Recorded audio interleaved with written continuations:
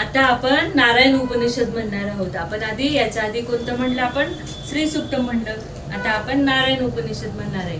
हरि ओम सहस्रशीर्षं देवं विश्वाक्षं विश्वशंभुवं विश्वं नारायणं देवं अक्षरं परमं पदं विश्वता परमानित्यं विश्वं नारायणं हरिं विश्वमेवेद्यं पुरुषस् तद्विषम् उपजीवति पतिं विश्वासात्मेश्वरं शाश्वतं शिव अच्युतं नारायणं महाज्ञेयं विश्वात्मानं परायणं नारायणः परज्योति आत्मा नारायणः परा नारायणः परब्रह्मम् आत्मं नारायणः परा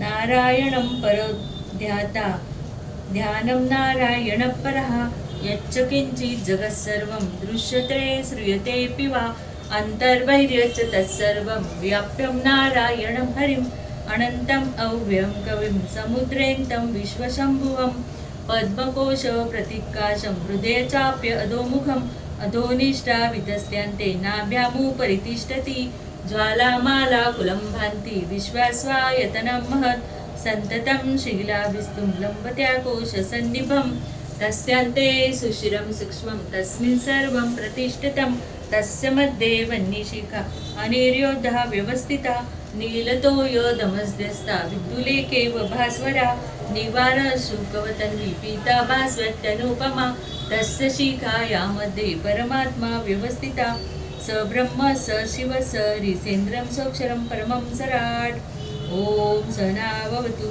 सहनो भुनक्तु सह वीर्यं कर्मावहि तेजस्विनामधीतमस्तु मां विद्विषावहि. ओम शांती शांती शांती. आपण हे नारायण उपनिषद घेतलंय.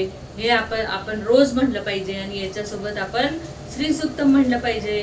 कारण आधी भगवंत आले तर भगवंताला शोधत शोधत लक्ष्मी माता ही येणारच आहे.